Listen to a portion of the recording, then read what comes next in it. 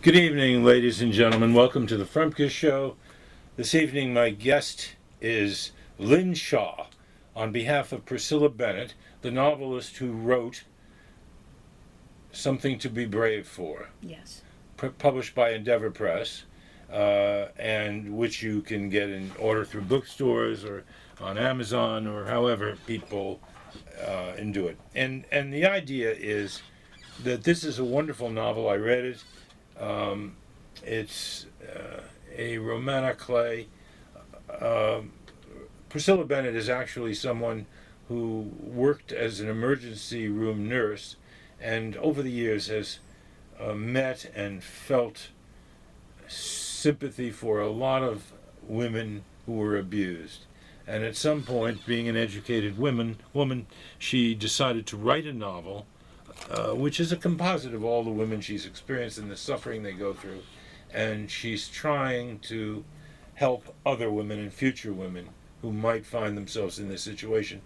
And she did it by writing a novel. It's quite compelling and extraordinary. And Lynn is here to speak as her mouthpiece because Priscilla is still in Boston and Lynn is here in New York. That's right. Lynn, We're here in New York. So, Lynn, welcome to the Frumkes Show. Tell me a little about you, about Priscilla, and why you took on this project, and why are you a friend, and why you're advocating. Absolutely. Well, first of all, Louis, thank you very much for having pleasure. me today on behalf of Priscilla and the whole domestic violence community. I met Priscilla through a mutual friend who introduced me maybe close to 2 years ago and said, you really should meet this woman. She's quite remarkable. A little bit on the shy side, but she has a wonderful story that she's working on for a book. And that was my introduction to Priscilla. And we met, and I said, at the time her agent was shopping it, and I said, swing back around when the book is out. You have a publisher. We'll talk again. I do marketing and strategy, branding, all that jazzy stuff one does today. And lo and behold, Priscilla reached out to me and had a publishing deal with Endeavour Press. And we sat down together and we began brainstorming. And, Priscilla fell through the rabbit hole. I fell through the rabbit hole in reading all of this domestic violence, everything. I mean, obviously, I was aware of it. I read stories. I had friends or family members. I never experienced it. But Priscilla was firsthand in the emergency room in Boston and saw over the years so many women and men, families come through the doors. She thought upon her retirement that she would sit down. She's never written anything. And she would create something that would help women, and she would have a purpose. And really, it touched her that deeply. And, she did it. She wrote this book, and I am here to spread awareness, help her get the message out. It's an ongoing pandemic, actually, and it's not getting any better. Yeah. It's an extraordinary book, and it does focus a lot of attention on the suffering that women go through. But in the form of the novel, it's very compelling and very, as I recall, the novel opens and she's crawling under a piano and in the living room after being beaten by her very prominent husband. This is the character she presents. Right. And it's really an extraordinary story because can you tell us something about the plot of the novel and how it unfolds and who the characters represent? Well, the main character, Katie, is married to a very well-known, highly regarded plastic surgeon. And Katie also comes from a very well-to-do family. And Priscilla very carefully molded this story that this is, upper echelons of society. It's not just blue-collar people who go through this. No, because she very carefully crafted this. You would think a woman who's got beautiful homes and jewels and parents are well-to-do and her father was also a doctor, that she would be able to say, I've had enough, I'm walking out, or has the means, the money, I can get an apartment. Why didn't she? It's because it's a very, as you dig deep and get to know and educate oneself about all this, you learn that it's really about your mental wherewithal and you become so beaten down and so afraid and so scared, you don't want to rock the boat. Or the abuser has such tight reins on you. You can't squeeze out $1. They're watching your every move. They're isolating you from friends and family. You just become, the best way I can describe it is you become so beaten down, you do nothing. Who are the two characters? What are the names of the woman and the husband in the book? Well, Katie George, and her husband Claude, who is the doctor. Now, she fell in love with Claude. Head over heels in love as a very young woman. And did not, when did his true character and this abusive, sadistic side of him begin to emerge so that she became aware of it? Was it right from the beginning? It wasn't right from the beginning, but what he did, and is the norm, as I'm, reading up on all of this, is they just take their victims in with charm and seduction, and everything's perfect, and gifts and champagne and wine and trips and lovemaking and all this stuff. And once they get them so molded and so devoted to them, then they turn into these horrible Are you saying all abusers. husbands? Not all husbands do that. Of course. Claude in particular reminded me. I mean, this is what's fascinating about this story is it reminded me of some people I know who are well born and highly placed in our local society. I've seen cases like this, and it's just portrayed so well. Priscilla writes it so clearly that you feel for her in such a powerful way that it becomes a very powerful story, and you extrapolate from it, and you can imagine all your friends or other people who have suffered like this in other situations. Did Priscilla have any education? Yes, Priscilla went, Priscilla met Claude, she was 22, she was a young woman. Her parents, her father in particular, introduced her. Oh, interesting. And totally in love with this young man, totally in love with his skill and everything about him, and they had him over to the house. It was poor Katie, her whole life was was planned out. This is the way I took it for her. The parents had him over for dinner, and she was a very young woman. I mean, 22 It wasn't was a baby. Exactly an arranged marriage. I'd actually call it sort of an arranged marriage. Yeah, that's my characterization of it. But he was a very charismatic. But that was my point before. These abusers, they all follow, whether you're from, the bottom of society, the top of society, they all have the same characteristics. They wield you in with their love and their charisma, and you fall for it. And then the victim can't get away. Before we go any further, tell listeners where they can get this book. The greatest place to go is PriscillaBennett.com.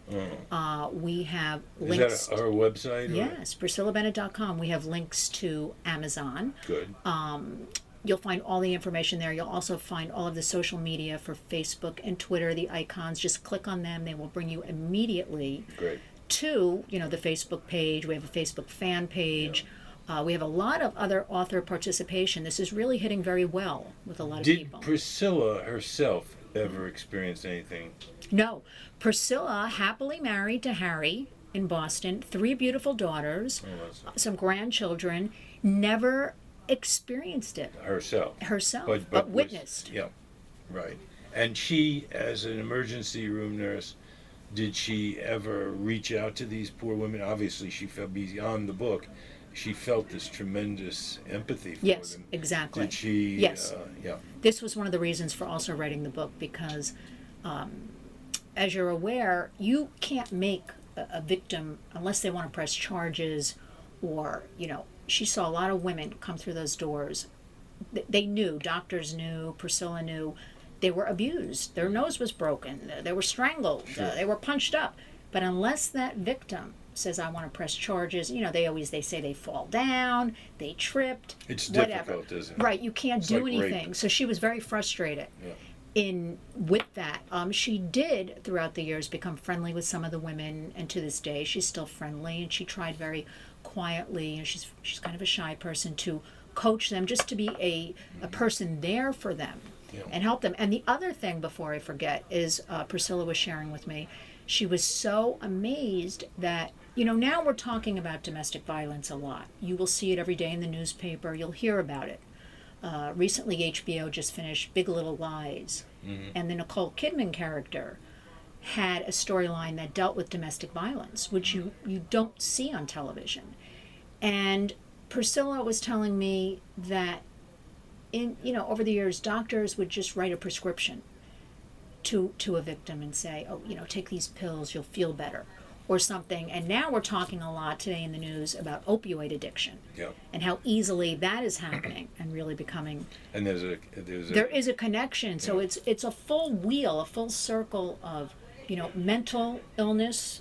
May begins Mental Health Awareness Month. We just came out of April, which was dedicated to Sexual, Violence Awareness Month. So at least the issues are coming out. It's a good time to talk about this, and the book, Something to Be Brave It's For. interesting. Boston is an interesting place with those Brahmin families where you probably see a lot of this but don't hear about it because it's kept under the radar, so to speak. Still a very taboo, icky response. I've personally... Well, what was so refreshing about this novel is, it really it grabs you and it tells you, and you live through the eyes of one of these. Well, you can feel it. You women. can feel her palpable. cowering. You know what I'm saying? Yeah. When, very much so. And it's sad to think that, but human relationships are difficult. It's every relationship, I assume, has some little problems or edges, or not every moment can be pure bliss. But this is far beyond. But Lewis, nobody should be punching. Nobody should be hitting and strangling. Obviously, no. This is right. But it also deals with different cultures. The women accept this. Yeah. Their mother was hit. They accept it, kind of thing. And what's also interesting is... you learn about this in the novel, too, through Katie's eyes. Right. Her conflicts and her feelings and her quandary as to what to do. And then she has a beautiful little daughter. Yeah. And that is really what the book is named. Something to Be Brave For is her daughter, Rose. Yeah. That gave her the strength, the wherewithal to finally say, I've got a plan. I've got to plot. I've got to get away from my daughter. Mm-hmm. What does she have any plans for future books? Yes. She is working right now in mulling it over, getting notes together, because there should be a follow-up to this. We've had a lot of great reaction, a lot of good reviews, and people are asking, where is she going from here? She could have 10 books about this. Yeah. This is something. I would also think it would be ripe for a film option, because it's a very graphic novel. Stay tuned. It's very it's universal, and it's really touches all because it's of highborn people. Right. The characters. That's could make for great film. If I don't know if she's thought about film option, but if so, who might be playing Katie? The type of, for example, if you, Lynn, were casting a film hypothetically, who would you see as the ideal Katie? That can give our listeners a sense of who the real Priscilla or the composite character Katie is in the book? Who would fit interesting question to put me on the spot like that, Lewis. Sorry, ask me. What does she look like? You? No. I probably would go with some sort of stage actress, but that's me. I tend to go that way. How old? I would go around 40 years old. A lot of beautiful female stage actors. Well, you're asking me a bad question, because I also want to give women that are a bit older, 40's a baby, but, a chance. I think this is a very meaty role that has legs. Yeah. And so I would want, I've worked on a lot of Broadway shows in the past, and there are some wonderful women that don't get an opportunity. So I go that direction with stage actresses, although the business dictates. Natalie Portman. No, I'm not feeling it with her. She's a wonderful actress. She's not blonde. But I'm not. She doesn't have to be blonde necessarily. I see her as almost frail. Natalie Portman. I don't see her as the role. I could almost see like a Cate Blanchett. Maybe somebody like that. But again, there's some wonderful. Who's the one who plays on Homeland? Oh, Claire Danes. Claire Danes. I'm not feeling it, Louis. Not feeling that. I'm not. Well, you're not the casting director. I'm not. I'm not there yet. Well, I may be the casting director. One never knows. One never knows. I wear a lot of hats. We're not there yet because I strongly feel. I was talking to Priscilla just recently, last week actually. There really has to be a part 2 to this. Because women have been asking, and men too. It's an equal audience. When I look at And who would play Claude? That's an interesting one. Who do you see playing a Claude? Oh, what kind of questions are these, Louis? Jeremy Irons? I could see a Jeremy Irons because he's got kind of that devilish undertone that could be charming and wicked. But again, it's somebody beating on another person.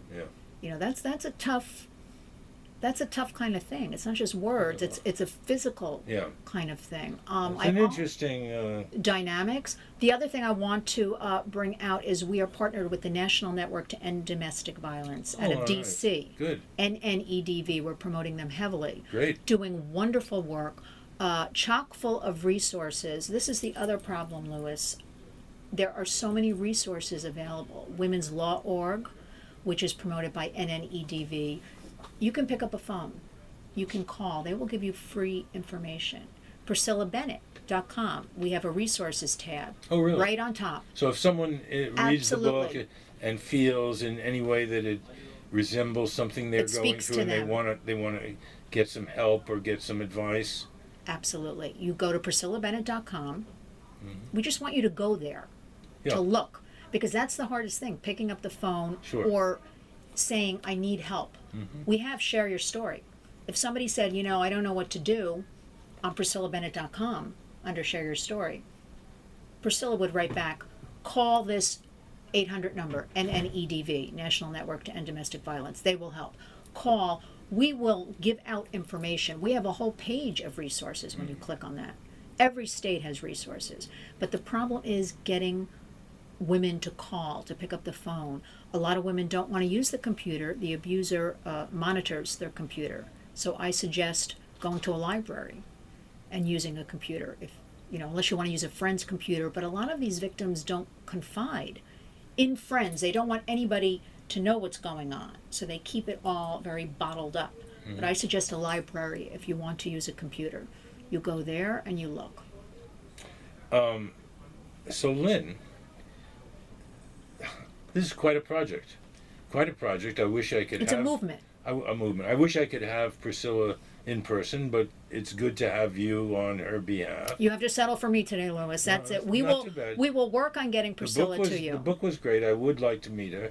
It's an extraordinary story, and I want to thank you both for being on the show through you, and